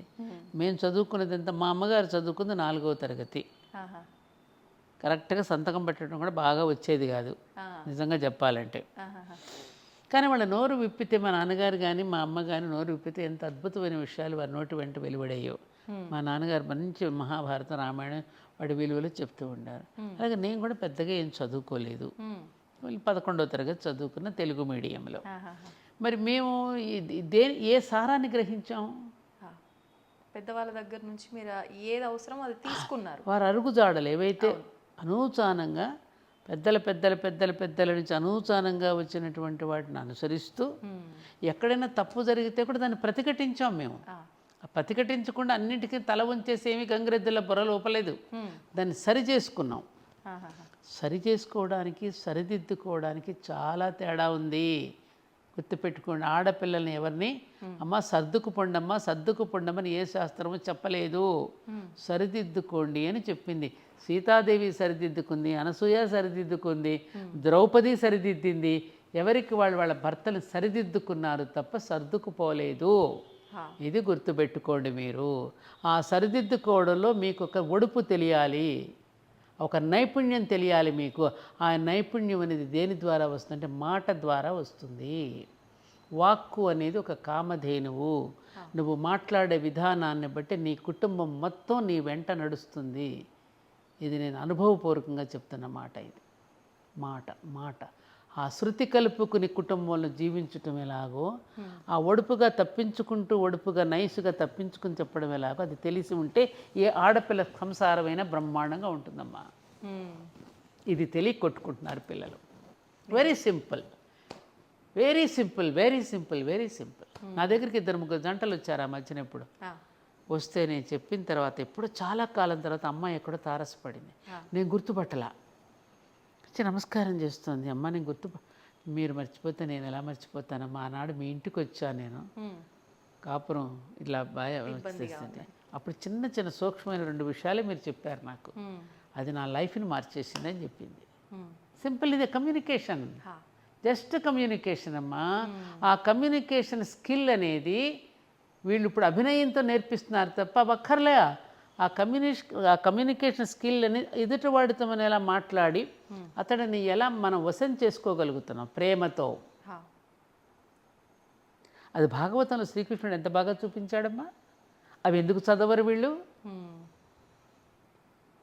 అవి చదివితే ఎలా చేయాలో తెలుస్తుంది. అమ్మవారి నామం స్వాధీన వల్లభాయై నమః అని ఒక నామం వస్తుంది. భర్త ఎప్పుడు స్వాధీనం అవుతాడు నీకు? ఎప్పుడు స్వాధీనం అవుతాడు? An obedient wife can only commands and demands her husband. ఇలాగే ఒకసారి సత్యభామ శ్రీకృష్ణుడితో పాండవులు అరణ్యవాసంలో ఉన్నప్పుడు నేను వస్తానని మీతో పాటు వాళ్ళని చూడటానికి వెళ్తున్నాడు శ్రీకృష్ణుడు. వెళుతూ ఉంటే నేను వస్తానని చెప్పేసి ఇద్దరు బయలుదేరి వెళ్ళారు. ఇంట్లోకి వెళ్ళి ద్రౌపది వంట చేస్తూ ఉంటే సత్యభామ వెళ్ళి, ఈ ఒక్కడిని నేను అవసరం చేసుకోవడానికి నా తరం కావడం లేదు నాకు, ఎవరిని మన శ్రీకృష్ణుడిని ఎలా వశం అయ్యారు ద్రౌపది? నీకేమైనా మందు పెట్టావా, మాకులు పెట్టావా, ఎట్లా ఈ 5గురు నీ వశం అయ్యారు అని అడిగితే ద్రౌపది తప్పు సత్యభామ, ఈ మాట ఇంకెక్కడ మాట్లాడుకో, ఎంత పొరపాటు మాట్లాడావు నువ్వు, నా దగ్గర అంటే అన్నావు కానీ ఇంకెక్కడ అనకు. భర్తల్ని మందులు పెట్టి మాకులు పెట్టి ఇంకొకటి పెట్టి వశం చేసుకోరు. ఉదయం లేచిన దగ్గర నుంచి నేను వాళ్ళ బాధ్యతలన్నీ నేను తీసుకుని ఉదయం బ్రేక్ఫాస్ట్ దగ్గర నుంచి రాత్రి డిన్నర్ వరకు వాళ్ళకి అన్నీ నేను అరేంజ్ చేసి వాళ్ళు ఏ బట్టలు వేసుకుంటే బాగుంటుందో వాళ్ళకి కావలసినవన్నీ అరేంజ్ చేసి నేను వాళ్ళని సేవించుకుంటూ ఉంటాను. అట్లా వాళ్ళకి కావలసినవన్నీ అందిస్తూ స్నేహపూర్వకంగా ఉంటాం మేము. అట్లా ఉంటారు తప్ప భర్తలు మనకి ఏదో మందు పెట్టి మాకు పెట్టి వసూలు చేసుకోరు. ఏది వద్దో అది ఆచరిస్తున్నారు ఇప్పుడు. ఏమ్మా, అందుకని ఇవి ఇవి తెలియాలిగా పిల్లలకి. తెలియాలి. ఏమ్మా, అసలు నువ్వేం చేస్తున్నావు, నువ్వు ఎలాంటి రూపంతో కనిపిస్తున్నావు నీ భర్తకి, ఎలా మాట్లాడుతున్నావు, ఇది ఆలోచించారు ఎప్పుడైనా? అలసిపోయి వచ్చినటువంటి భర్తకి ఆఫీసు నుంచి రాగానే ఒక చక్కని గాజులు వేసుకున్న చేత్తో ఒక కాఫీ కప్ అందించేటటువంటి భార్యలు ఈ ఆధునిక యుగంలో ఎంతమంది ఉన్నారమ్మా? నవ్వుతూ రాగానే అతను అలసట తీరిపోయేటట్టుగా మాట్లాడి పలకరించేవాళ్ళు. రాగానే ముందు ఏం తెచ్చావు, నాకు గిఫ్ట్ తెచ్చావా అని చూస్తున్నారా? అసలు అతను అలసిపోయి వచ్చిన వాడికి సేద తీరేటట్టుగా ఎవరుంటున్నారు? నేను ఈ మధ్యన ఒక మాట కూడా అన్నాను, పాపం వాళ్ళకి తప్పు కాదు, ఇప్పుడు ఈ ఉద్యోగాల్లో పడిపోతున్నారుగా భార్యాభర్తలు ఇద్దరు. ల్యాప్ అంటే ఒడి కదా, ఈ ఒళ్ళో ఏముంటుంది, ల్యాప్టాప్ ఉంటుంది. అతని ఒళ్ళోనూ ల్యాప్టాప్ ఉంటుంది, అమ్మాయి ఒళ్ళోనూ ల్యాప్టాప్ ఉండి పనిచేస్తున్నారు వర్క్ ఫ్రమ్ హోమ్లో కూడా. భార్యాభర్తలు ఇద్దరు అనురాగంతో ఆమెను ఒడిలో తలబెట్టుకుని సేద తీరుతాడు, అతని ఒడిలో ఈవిడ సేద తీరుతుంది తలబెట్టుకుని. ఆ ల్యాప్లో వీళ్ళ తలకాయ ఉండాల్సిన బదులు ఈ ల్యాప్ టాప్ ఎప్పుడు వచ్చినా వీళ్ళ టాప్లు వేసిపోతుంది. టాప్లు వేసిపోతుంది వీళ్ళ అరుపులకి, కేకలకి. ఎందుకని? స్ట్రెస్, ఒత్తిడి మొత్తం ఇదంతా దానిలో ఉన్న రేడియేషన్ అంతా బాడీ మీద పడిపోతుంది. పిల్లలు సరిగ్గా పుట్టటల్లా, అవయవాలు సరిగ్గా లేని పిల్లలు పుడుతున్నారు, ఆటిజం పెరిగిపోతుంది, డాక్టర్స్ హెచ్చరిస్తున్నారు. మరి ఆడు కనిపెట్టేవాడు అన్నీ ముందే మనకి హెచ్చరికతోనే పెట్టాడు, ల్యాప్టాప్ నీ టాప్లు వేసిపోద్ది ఒళ్ళో పెట్టుకుంటే అని. ఏమ్మా, టీవీ అండ్ దూరదర్శన్, నువ్వు ఇంత దూరంగా ఉంటే అంత మంచిది, దూరంగా ఉండు సుమన్ పెట్టడమే దూరదర్శన్ అన్నాడు. దానికి దగ్గర అయిపోయావు, ఎడిక్ట్ అయిపోయావా లేదా? ఇవన్నీ ఎందుకు చెప్తున్నానంటే అమ్మా, నేను ఒక మాట అంటాను సుజిత, నువ్వు ఎటు అంటే నేను ఏదో చెప్పేస్తున్నట్టున్నాను. సరదాగా ఉంది మన ఇద్దరు సంభాషణ. అది ఇవి ప్రకృతి అంటే సైంటిస్టులు ఉంటారు, శాస్త్రవేత్తలు ఉంటారు కదా, వాళ్ళు ఎంతో అన్వేషణ మొదలుపెట్టి ఏదో కనిపెట్టాలని పరుగు తిరుగుతున్న కొద్దీ ప్రకృతి తన తలుపులు తెరిచి అన్ని రహస్యాలను ఇస్తూ ఉంటుంది పిల్లలకి. కనిపెట్టలేగా వీళ్ళంతా, ఆమె యొక్క రహస్యాలని ఆవిడ కనిపెడుతున్నానని పోతున్న కొద్ది రహస్యాలను విప్పి చెప్తూ ఉంటుంది. అవన్నీ మేము కనిపెట్టామని వీడు విర్రవీగుతూ ఉంటాడు. కానీ ఆ ప్రకృతి మరొకటి కూడా చెప్పింది, వేరే నేను 2 ఇచ్చాను, దేని నేను వద్దని చెప్పలేదు, దేనికైనా హద్దు ఉండాలని ముందే చెప్పాను మీకు, హద్దులు ఎరిగి ప్రవర్తించమని చెప్పాను మీకు. కానీ హద్దులు మీరు ప్రవర్తించేటువంటి ప్రమాదం ఉంటుందని కూడా నేను చెప్పాను. కానీ మీరు హద్దులు మీరి వెళ్ళిపోతున్నారు. హద్దులు మీరి వెళ్ళిపోయినప్పుడు ఆ ప్రమాదాన్ని ఎదుర్కోవాల్సింది, ఆ ప్రమాదానికి ఏమంటారు, దానికి మాడి మసైపోవాల్సింది మళ్ళీ మీరే సుమాని ప్రకృతి హెచ్చరిక చేస్తూనే ఉందిగా, చేస్తుంది. దాచిపెట్టుకోలేదు తన రహస్యాలు, ఇంకా నీ కూడా బోలెడు ఉన్నాయి. ఉన్న రహస్యాలను వీడు తీస్తున్నాడు, చెప్తున్నాడు. ప్రకృతి నేను దర్శించాను అని అనుకోవడంలో అతని ఎదుగుదల కనపడుతుంది. ప్రకృతి నేను జయించాను అంటే ప్రమాదం. జయించావా? జయించగలవా? అస్సలు సాధ్యపడదు. ఆల్రెడీ ప్రకృతి తన పని తాను మొదలుపెట్టేసింది కదమ్మా. అవునమ్మా. ఈవెన్ ప్రకృతినే కనుక అతను జయించాను అని అనుకుంటే మన నాసా ఈ శాస్త్రవేత్తలందరూ ఇది మన శ్రీహరికోటలో ఈ కక్షల్లో ప్రవేశపెట్టేటప్పుడు శ్రీ వెంకటేశ్వర స్వామి దివ్య సన్నిధానంలో పెట్టేందుకు వెళ్తున్నారు? నమ్మకం కాదు, అంతా ఇది దైవ సృష్టే. దైవ సృష్టి ముందు మానవ సృష్టి నథింగ్ అనేది తెలిసే కదా ప్రయోగం చేస్తున్నాం మేమని. ఆ ప్రయోగానికి ఆవిడ కావలసిన ఆశీర్వాదం నీకు ఇస్తోంది. ఇప్పుడు నువ్వు తపస్సు చేసి రాక్షసులు ఎన్నో కోరికలు కోరుతున్నారు, కోరికలను ఇస్తోంది ఆ తపస్సు ఫలితంగా. ఇస్తున్న ఈ కోరిక నీకు ప్రమాదం రాని హెచ్చరిక కూడా చేస్తోంది. భస్మాసురుడేమయ్యాడమ్మా, కంసుడేమయ్యాడు, రావణాసురుడేమయ్యాడు, మారీచుడేమయ్యాడు. మరి వీళ్ళందరినీ ఎందుకు సంహరించింది? తర్వాత సంహరించి తన మెళ్ళలోనే వేసుకుంది. ఒరే నేను ముందే చెప్పానురా, కోరిక కోరే ముందే మీరు ఆలోచించి కోరుకోండిరా, ఆ కోరికే మీకు చివరికి శాపం అయిపోతుందిరా అని ముందే చెప్పింది కదా. ఇవాళ మనకి ఈ ఆధునిక టెక్నాలజీ అనేటటువంటిది కూడా మనం దాని వెంట పరిగెడుతున్న కొద్దీ అది మనం వేళాకోళం పట్టిస్తోంది. ఇది ఎందుకు లింకు? ఇప్పుడు నువ్వు అడిగిన ఈ దాంపత్య జీవితానికి కూడా ఇది లింకు కాబట్టి చెప్తున్నా నీకు. పిల్లలకి పాలు లేవు, వాడికి ఇమ్యూనిటీ తగ్గిపోతుంది. ఇమ్యూనిటీ తగ్గిపోయినాడు చిరాకు పడుతూ ఉంటాడు, వాడు ఊరికి వ్యాధులు వస్తూ ఉంటాయి, మరి భార్యను విసుక్కుంటూ ఉంటాడు. ఇవన్నీ ఉంటాయి కదమ్మా. ఆ అమ్మాయి పని చేసి అలసిపోయి భర్తను ఏదో ఒకటి అనేస్తుంది, ఇద్దరికి మధ్యలో ఘర్షణ జరుగుతుంది, విడాకులు అయిపోతాయి. అప్పుడేమనేవారు, నన్ను కాకపోతే ఎవరిని అంటారండి, పాపం ఆయన సొత్తు నేనే కదా, నా సొత్తు ఆయన సొత్తును నేను. మమ్మీ ఒకరికొకరు మా మీద విసుక్కు ఇంకెవరి మీద విసుక్కుంటారు అనేవారా కాదా? చూసాం, మా అమ్మ నాన్నలు మేము చూసాం ఇవన్నీ. మన పేరెంట్స్ని చూసాం కదా, వాళ్ళ జీవన విధానాలు చూసాం కదమ్మా. అందుకని ఇప్పుడు తెలుసుకోవలసింది ఏమిటంటే, ఈ చదువు అనేటటువంటిది కేవలం ఉద్యోగాల కోసం కాదు, జీవితం అనేది హాయిగా జీవించడానికి. హాయిగా జీవించడానికి బదులు లేనిపోయినవన్నీ తెచ్చిపెట్టుకుని ఎందుకు విచ్ఛిన్నం చేసుకోవాలి మనం? కాబట్టి ఓ యువత, ఇప్పటికైనా ఆలోచించండి నాన్న, ఇప్పటికైనా మీరు వెనుతిరిగి ఒక్కసారి మీ జీవితాలను సరిచేసుకోండి, సరిచూసుకోండి అని చెప్పడం కన్నా మా అలాంటి పెద్దవాళ్ళు ఇంకేం చెప్తాం? కోరికలను నియంత్రించుకోండి, ఇంద్రియాలను నియంత్రించుకోండి. నియంత్రించుకోవడానికి దానికి పద్ధతులు మన పూర్వీకులు మనకి ఎన్నో అందించి, మెడిటేషన్ ద్వారా, ప్రాణాయామం ద్వారా, యోగా ద్వారా ఇవన్నీ మన పెద్దలు పెట్టారు. ఎందుకంటే లెస్ లగేజ్ మోర్ కంఫర్ట్ అన్నట్టుగా, ఊరికే విషయలంపటాలు ఊరికే పోగు చేసుకోకుండా సింపుల్గా బ్రతుకుతూ సింపుల్గా జీవిస్తూ హాయిగా జీవించండి. సాదాగా జీవించండి, ఉన్నతంగా ఆలోచించండి, ఎంత హాయిగా ఉంటుంది. ఉన్నతంగా జీవిస్తాము, అస్సలు బుద్ధిగా ఆలోచించాం. ఉన్నతం అంటే ఏంటి? ఉన్నత జీవితం అంటే ఏంటమ్మలో? పెద్ద పెద్ద బంగళాల్లో ఉంటాం. ఇప్పుడు ఆ బంగళాలు కూడా చస్తున్నారు ఉండలేక, అవి కూడా వద్దనిపిస్తుంది వాళ్ళకి కొంతకాలం ఉంటుంది ఆ మోజు తీరాక. ఇప్పుడు భార్య మీద ఇందాక నువ్వు అన్నట్టు మోజు తీరినట్టు ఈ బంగళా మీద మోజు తీరుతుంది కొన్ని కాలానికి. మళ్ళీ ఎక్కడో సింగిల్ బెడ్రూమ్ ఎక్కడుందండి, లేకపోతే ఎక్కడైనా పెద్దవాళ్ళందరూ 10 మంది కలిసి ఉండే చోట వెతుకుతున్నారుగా.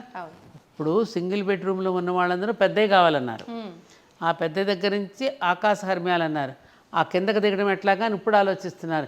ఎక్కడన్నా ఊరి చివరికి వెళ్ళి ఫామ్ హౌస్లో ఉందాం. చూడండి ఆలోచనలు ఎలా మారిపోతున్నాయో. అది ముందు నుంచే ఉంటే అసలు తిప్పలేదుగా, ఇంత కాంక్రీట్ జంగల్గా చేసుకోవాల్సిన అవసరం ఏముండదుగా. ఒకే ఇంట్లో ఇంతమంది ఎలా జీవించగలిగాం, ఆప్యాయతలను ఎలా పంచుకోగలిగాం కదమ్మా. అందుకని ఎంత సింపుల్గా మనం ఉంటే అంత హాయిగా జీవించగలం. సింపుల్ సిటీలో ఆనందం ఉంది అనేది ఇప్పుడు తెలుసుకుంటే అందరం హ్యాపీగా బ్రతికేయచ్చు. అంటే ఒక సామెత చెప్పేవారమ్మా, నేను విన్నా చాలాసార్లు, ఎద్దున్నోనికి బుద్ధుండదు, బుద్ధున్నోనికి ఎద్దుండదు అని చెప్పి. అంటే మనకొకటి ఉంది అని అంటే, ఇప్పుడు నేను అన్ని రకాలుగా నేను ఉన్నతంగా అంటే ఆలోచనల్లో నేను ఉన్నతంగా ఉంటే ఫస్ట్ నన్ను ఏది అంటదు. అంటే నాకు ఇది కావాలి, అది కావాలి, నేను పోల్చుకోను, ఎదుటోళ్ళతో పోల్చుకునే ఆలోచనే రాదు.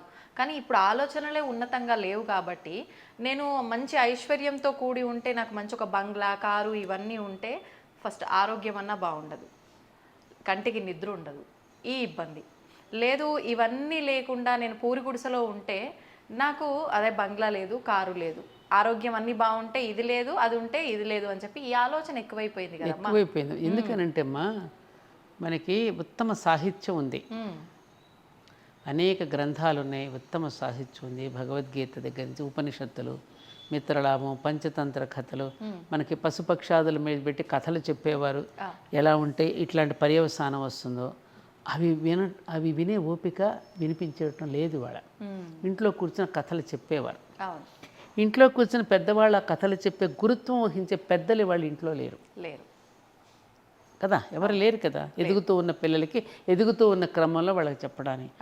ఆఖరికి మేమే చెప్తూ ఉంటాం, స్నానం చేసేటప్పుడు ఇక్కడి నుంచి నేను కూడా అరుస్తూ ఉంటాను, అరే శుభ్రంగా స్నానం చేయండి, పళ్ళు తోముకోండి, వీపు తోముకోండి, అక్కడ తోముకోండి, ఇక్కడ తోముకోండి అని మేము అన్నీ చెప్తూ ఉంటే వాళ్ళకి చాదస్తంగా కనిపిస్తున్నది. పిల్లల బట్టలు ఇలా వేసుకోవాలన్నా, పెద్దవాళ్ళ ముందు కూర్చున్నప్పుడు ఇలా కూర్చోవాలని చెప్తే ఇప్పుడు పిల్లలు వినిపించుకునే స్థితిలో లేరు. బుల్షిట్ ఇవన్నీ ఇట్లాంటి కబుర్లు మాకు చెప్పకండి, మీ కాలం వేరు మా కాలం వేరు అని మన పిల్లలే అంటున్నారు. అవునమ్మా, కదా కాదు. సో అది అంటే దాని పర్యవసానం వాళ్ళకి తర్వాత తెలిస్తే కానీ బుద్ధి రాదు. ఏదంటారే ముట్టుకున్నాక కానీ నీకు తెలియదురా అంటాను చూడమ్మా. సో అట్లాంటి పరిస్థితుల్లో ఉంటే మనకేంటంటే ముఖ్యంగా మన సాహిత్యంలో ఒక రియలైజేషన్ ఉంటుంది కదా, రిలాక్సేషన్ ఉంటుంది. అవి చదువుతున్న కొద్దీ, పెద్దలు చెప్పిన వాక్యాలు తెలుసుకుంటున్న కొద్దీ మన కన్ను విచ్చుకుంటుంది, మనసు విచ్చుకుంటుంది. నేత ఏ కన్ను? అంతఃచక్షువు, ఈ బాహ్య చక్షువులు కాదు. అది విచ్చుకున్న కొద్దీ జీవితం అంటే ఏమిటో, జీవితం యొక్క విలువలేంటో మనకు అర్థమవుతాయి కదా. అప్పుడు అందుకని పిల్లలకి చిన్నప్పటి నుంచి సాహిత్యాన్ని అలవాటు చేయండిరా మీరు. ఆ సాహిత్యం ఒకటి చిన్నప్పటి నుంచి అలవాటు చేసేవారు కదమ్మా. ఇప్పుడు అది లేదు పిల్లలకి. మంచి పుస్తకాలు చదవడం అనేటటువంటిది, ఆ కథలు చెప్పడం అనేటటువంటిది, ఎప్పటికప్పుడు వాళ్ళని సరిచూడటం అనేటువంటిది, పెద్దలు వాళ్ళని మందలించి చెప్పడం అనేది ప్రతి ఇంట్లో పోయింది. పెద్దలే లేరు అసలు ఇళ్ళలో. పెద్దలు వద్దనుకుంటున్నారు. ఇప్పుడున్నటువంటి తరం స్వేచ్ఛగా ఎక్కడో జీవించాలనుకుంటున్నారు తప్ప పెద్దలు ఇంట్లో ఉంటే మన పిల్లలకు ఉపయోగం అనేటటువంటిది పోయింది. కాబట్టి అనుభవించాలి, తప్పదు. రెండవది ఆటపాటలు. వాళ్ళకి ఆడుకోవడానికి గ్రౌండ్ ఏది లేదు. మన ఆటపాటలలో కూడా ఒక తాత్వికతను ఉండేది. మన గోళీలు ఆడుతూ ఉంటే ఒక ఏకాగ్రత. ఏదైనా చూడండి, మీరు మన ప్రతి గేమ్, మన వైకుంఠపాళి తీసుకోండి మీరు, పరమపద సోపానం. ఎదుగుతూ ఉన్న కొద్ది అహంకారం వస్తే, ఫలానా నీలో కనుక ఈ అరిషడ్ వర్గాలు ప్రవేశిస్తే నువ్వు ఎట్లా పతనమైపోతామని జర్రుని కిందకు వచ్చేస్తాం. ఎంత నేర్పారమ్మా వాళ్ళు. ఇంట్లో స్త్రీలు ఖాళీగా కూర్చుని మధ్యాహ్నప్పుడు వచ్చి కథలు చెప్పించేవారు. బాలనాగమ్మ కథని, సీతమ్మ వారి కథని, అలా గాథలు చెప్పించేవారు వాళ్ళు. అలా వాళ్ళు ఓహో వాళ్ళు ఎంత కష్టాలు పడితే మరి మనం ఎంత అని వాళ్ళ కష్టాల ముందు మన కష్టం చిన్నగా తోసేది. నిజానికి పాండవులు పడ్డ కష్టాల కన్నా పడ్డామా? రాముడు పడిన కష్టం కంటే పడ్డామా? అంతకంటే మీరు అసలు శ్రీకృష్ణుడు పడిన కష్టాలు తలుచుకుంటే మీరు ఇంకా ఆశ్చర్యపోతారు. నిజానికి పోల్చుకుంటే వాళ్ళకన్నా సుఖంగా లేమమ్మా మనం. ఎంత కష్టపడి చేశారమ్మా వాళ్ళు. ఇవన్నీ చెప్పడం వలన ఓహో వాళ్ళు అంత కష్టపడితే వాళ్ళ కష్టం ముందు మనం చాలా చిన్నది కదా అని సర్దుకునేవాళ్ళం కాదంటావా? అవునమ్మా, అవును. కాదా? మీరు చెప్పిన దాన్ని బట్టి నాకు ఒకటి అనిపించిందమ్మా, పోల్చుకోవటం తప్పు కాదు. అంటే ఏ రకమైన దానితో పోల్చుకుంటున్నాము అది ఆల్చుకోవాలి. మంచిని కాంపిటీషన్గా తీసుకో. అంతకంటే నేను ఎదగాలి, దీనికంటే నేను ఎదగాలి. ఊర్ధ్వముఖంగా నువ్వు ఆలోచించు. నీ ఆలోచనలు ఎప్పుడు ఊర్ధ్వముఖంగా ఉండాలి, అధోగతిలో ఉండకూడదు. అధోలోకంలో ఉంటున్నావా, నువ్వు ఊర్ధ్వలోకంలో ఉంటున్నావా? ఆ ఊర్ధ్వలోకంలోకి నువ్వు విహరించడానికే నీకు ధ్వజస్తంభం ఉంది అక్కడ. ఆ ధ్వజస్తంభాన్ని చూస్తూ ఉంటే అక్కడెక్కడ మన మూలాధార చక్రం నుంచి సహస్రారం వరకు ఉంటుంది, అక్కడ కనిపిస్తుంది. నువ్వు ఊర్ధ్వాన్ని అట్లా ఆది దంపతుల స్థాయికి నువ్వు ఆలోచనలని పెంచడానికి ఎన్ని పెట్టారమ్మా మనకి. సంతోషం ఏంటంటే ఈ మధ్యకాలంలో నేను చూస్తున్నాను, ప్రపంచవ్యాప్తంగా మన భారతీయమైనదే కాదు, ప్రపంచవ్యాప్తంగా ఈ సనాతనమైనటువంటి ధర్మం ఏదైతే ఉందో, ఎటర్నల్ ధర్మ, ఆ ధర్మాల మన ఋషులు ఏవైతే చెప్పారో ఆ ఋషులు చెప్పిన వాటిని ఇప్పుడు ప్రయోగాత్మకంగా చూసి ఆశ్చర్యపోయి మన ఓంకారం మనం పలుకుతూ ఉన్నప్పుడు వచ్చే మన ప్రకంపనల మీద రీసెర్చ్ చేసి హ్యాట్స్ ఆఫ్ అన్నారు.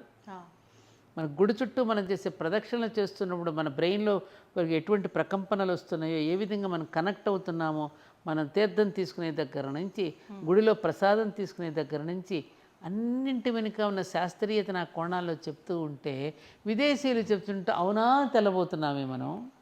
అది ఎప్పుడు పెట్టారు, ఎందుకు పెట్టారు, ఎంత అద్భుతాలు చేశారు. ఇది వాళ్ళ ప్రపంచవ్యాప్తంగా ఒక చర్చ జరుగుతోంది. మళ్ళీ వాళ్ళు ఎక్కడా కూడా భక్తుల యొక్క సందోహం పెరిగిపోతుంది, కానీ అది ఎటువైపుకి దారి తీస్తుంది అనేది ఒక భయంకరంగా కూడా ఉంది. ఒక రకంగా చెప్పాలంటే చాలా భయంకరంగా ఉంది. అది పెరుగుతోంది కానీ అది అంటే తెలుసుకోవడం కోసం కాదమ్మా, కోరికల కోసం వెళ్తుంది. ఒక హిస్టీరియా లాగా మారింది అది, ఒక హిస్టీరియా. అంతే అమ్మా. ఇది కూడా ప్రమాదం. అవును, ఇది కూడా ప్రమాదం. ఇవేమీ లేనప్పుడు నువ్వు ఊహించుకో, ఈ సోషల్ మీడియా లేదు, ఈ టెలివిజన్స్ లేవు, ఈ రేడియోలు లేవు, ఎవరు ఏమీ ప్రసారం చేయకుండానే ఇంటింట ధర్మం ఎలా ప్రసారం అయ్యింది. ప్రచారం చేశారు ఆ రోజుల్లో, ప్రసారం అయ్యింది. ఒక సంక్రాంతి పండుగ రోజున ఒక హరిదాసు ఒక కీర్తన పాడి నిన్ను ఆధ్యాత్మికత వైపు నడిపించి ఇంటింటికి ఒక గురువుని ఏర్పాటు చేశారు వాళ్ళు. ఒక బుడబుక్కల వాడు వస్తాడు, వాడొచ్చి ఒక తత్వాన్ని పాడి వెళ్ళేవాడు, వినోదం కలిగించేవాడు, ఒక పిట్టల ధర వచ్చేవాడు, ఒక వినోదాన్ని పండించి వెళ్ళాడు. మరి అప్పుడు ప్రతి ఇల్లు కూడా ఒక గృహస్థాశ్రమంగా ఒక యజ్ఞార్థంగా జీవితాన్ని మలుచుకుని మన పెద్దలు జీవించలేదా? ఇవాళ ఏదో పెద్ద మనం చెప్పేస్తున్నామని బయలుదేరుతున్నాం, కానీ ఇవన్నీ లేనప్పుడు ఇంకా హ్యాపీగా బ్రతికారు. ఒకటి విజిత, ఇప్పుడు చెప్పడాలు ఎక్కువైపోయి ఆచరించడం తక్కువైంది. ఇది మాత్రం వాస్తవం. అనుకోవడాలు ఎక్కువైపోయి అనుష్ఠించడం మానేశారు. అవును, అవునా కదా? నిజమమ్మా, నిజం. అంటే ఎవరికి తోచినట్టు వాళ్ళు చెప్తున్నారు, మేము ఎవరిది ఆచరించాలి కదా. ఒక చిన్న విషయం అమ్మా, మీరిప్పుడు కృష్ణుడిని ఆరాధిస్తే కృష్ణుడే గొప్ప అని కృష్ణుడికి సంబంధించిన విషయాలే చెప్తారు. అందరూ కృష్ణుడిని ఆరాధించండి అంటారు. శివుణ్ణి ఆరాధించిన వాళ్ళు శివుణ్ణే ఆరాధించండి, శివుడే అల్టిమేట్ అంటారు. ఈ కన్ఫ్యూజను చెప్పేవాళ్ళు పలు రకాలుగా చెప్పేసరికి ఆచరించే వాళ్ళకు దగ్గరకు వచ్చేసరికి ఒక క్వశ్చన్ మార్క్.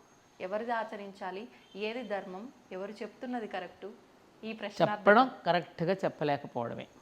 కృష్ణుడు వేరు కాదు, అక్కడ శివుడు వేరు కాదు, ఇద్దరు ఒకటే. ఒక్కొక్కడు ఒక్కొక్క పోర్ట్ఫోలియో నిర్వహిస్తున్నప్పుడు దాంతో పిలువబడ్డాడు అంతే. పోషిస్తున్నప్పుడు విష్ణువు అన్నావు, లయం చేసుకుంటున్నప్పుడు శివ అన్నావు, సృష్టిస్తున్నప్పుడు బ్రహ్మ అన్నావు. మనకి ఎన్ని లేవమ్మా? అవునమ్మా. ఇప్పుడు నువ్వు ఇంట్లో ఉంటే నీ హస్బెండ్ ఏమని పిలుస్తాడు, నీ అమ్మ ఏమని పిలుస్తుంది, నీ పిల్లలు ఏమని పిలుస్తారు, మన మనవడు ఏమని పిలుస్తాడు. మనకే ఎన్ని పేర్లు ఉన్నాయి, ఆయనకి ఎన్ని పేర్లు ఉండవమ్మా? మనకి ఎన్ని పేర్లు ఉంటాయి? సర్వవ్యాపకుడు కదా, అనేక నామాలతో ఏ పేరుతో పెట్టినా పిలుస్తానన్నాడు కదా. కాబట్టి ఇవన్నీ మానవ సృష్టి. ఋషుల యొక్క వాక్కులను పక్కన పెట్టి ఎప్పుడైతే మనుషులు చెప్పే మాటల వెంట మనం పడుతున్నామో, ఈ భిన్న భిన్న కోణాలు ఎప్పుడైతే చెప్తా ఉన్నారో అక్కడ కన్ఫ్యూజన్ ఏర్పడుతుంది. ఆ మాస్టర్ గారు ఒక మాట అనేవారు,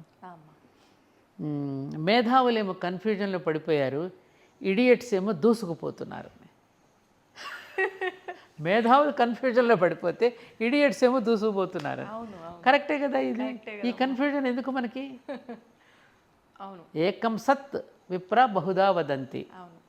ఒకే సత్యాన్ని వివిధ రూపాలు ఎవరి శైలిలో వాళ్ళు చెప్పారు. సత్యం ఒక్కటే. అక్కడ ఇన్ని లేవు కదమ్మా, ఇన్ని లేవు. బంగారం ఒక్కటే. ఆభరణాలకు ఎన్ని పేర్లు పెట్టుకున్నాం మనం? మెళ్ళలో పెట్టుకుంటే నెక్లెస్ అంటున్నావు, చెవులకు పెట్టుకుంటే దుద్దులు అంటున్నావు, లోలకలు అంటున్నావు, మళ్ళీ వాటిలో ఎన్ని రకాలు.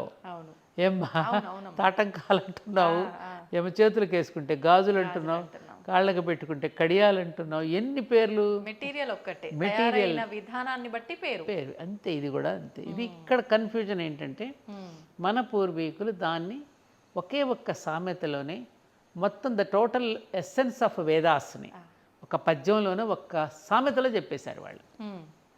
వాల్మీకి మహర్షి చేసిన కృషి, వ్యాస మహర్షి చేసిన కృషి సామాన్యుల మెదడులోకి, ప్రతి పూరి గుడిసెలోకి వెళ్ళిపోయింది ఎప్పుడోనే. అనవసరంగా మనం తీసుకుని వచ్చి రకరకాలుగా మనం కన్ఫ్యూజ్ చేస్తున్నాం తప్ప జనాల్ని. వాళ్ళకి అన్నీ తెలుసు. నేను ఎప్పుడు కూడా విజిత సామాన్యుల్లోకి వెళ్ళి మాట్లాడుతుంటాను, ఊడ్చేవాడి దగ్గరికి. ఇప్పుడు మన దగ్గర జిహెచ్ఎంసి నారాయణమ్మ గారు మీరు వినే ఉంటారు. ఆవిడ ఎంత బాగా చెప్తాంది ఒక పద్యాన్ని. ఆవిడేం చదువుకుంది కదా. అలాగే నువ్వు పొలాల్లోకి వెళ్ళి చూడు, కూలీలను వెళ్ళి ఎంత అద్భుతమైనటువంటి ఫిలాసఫీ చెప్తారో తెలుసా. నాకు ఆశ్చర్యం వేస్తుంది వాళ్ళు చెప్తుంటే. ఎంత నాలెడ్జ్ వీళ్ళ దగ్గర, ఎంత నాలెడ్జ్ ఉందో, ఎంత అద్భుతంగా చెప్తారు వాళ్ళు. వాళ్ళు టీవీలకు వచ్చి మనలాగా కూర్చొని చెప్పడం లేదు. వాళ్ళ దగ్గరికి అడిగితే జీవిత సత్యాలు తెలుస్తాయేమో మనకి.